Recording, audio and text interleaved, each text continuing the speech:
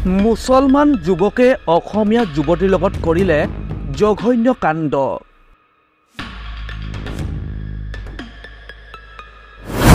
পুৱতি নিশা কিশোৰীগৰাকীক ঘৰৰ পৰা ফুচুলাই মাতি নিছিল।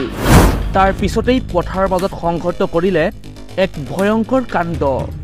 হাজোৰ ভৈলাৱতীৰ ডিটিম বিলত 15 বছৰীয়া কিশোৰীৰ সৈতে গাৰ নোম শিয়ৰি উঠা এক জঘন্য ঘটনা। প্ৰেমৰ চলনাৰে মুছলমান যুৱকে পুৱতি নিশা কিশোৰীগৰাকীক ঘৰৰ পৰা ফুচুলাই মাতি নি সংঘৰ্ষ কৰিলে এক ভয়ংকৰ কাণ্ড। আমাৰ এজনী ভতিজা ছোৱালী হয় মোৰে, তাইৰ নাম নিতামণি।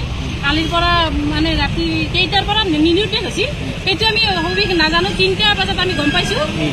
গম পাই বিচাৰ খচাৰ কৰিলোঁ। আমি চবতে থানা চানা আহিলোঁ। ফটো নাপাই আমি মানে মাছমৰীয়াজনৰ দ্বাৰা আমি গম পালোঁ যে তেওঁ কালভাৰ তাত মানে মোবাইলটো ওচৰত থৈ আৰু চেণ্ডেলযোৰ থৈ তেওঁ মানে চলাটো উপঙি আছে ওপৰত। তেনেকৈ দেখা পাই আমি মানে থানাত যোগাযোগ কৰি ছাৰৰ দ্বাৰা মানে অচি নিফালে উঠালোঁ। আমি উঠাই আজি তাৰমানে ছাৰহঁতে মানে আছামিজন ধৰা বুলি গম পাইছোঁ আমি। তাৰ কাৰণে আমি চাব আহিছোঁ। তেওঁক চিনি নাপাওঁ আমি। সেইকাৰণে তেওঁক উচিত শাস্তি দিব লাগে। যদি শাস্তি পাব লাগে তেওঁক ফাঁচি দিব লাগে। যেনেকৈ ক'লে তেওঁক ফাঁচি দিব। তাই বছৰ হৈছে 14 বছৰ, একদম ফুল কুমলীয়া ছোৱালী। তাই পঢ়ি থকা, তাই 10 পাইছি মাত্ৰ। কেতিয়াবা ল'ৰাজনক দেখিছিল নে ছোৱালীজনী? আমি দেখা নাই। নাম কৰিছিল নে কেতিয়াবা? নামে নাই শুনা পাইছোঁ, কিন্তু ৰাহুল বুলি শুনা পাইছোঁ। কিন্তু মানে হেৰি চলাই বুলি পাইছোঁ, ট্ৰেক্টৰ চলাই বুলি গম পাইছোঁ আমি, কিন্তু সিমান নাজানিম আৰু।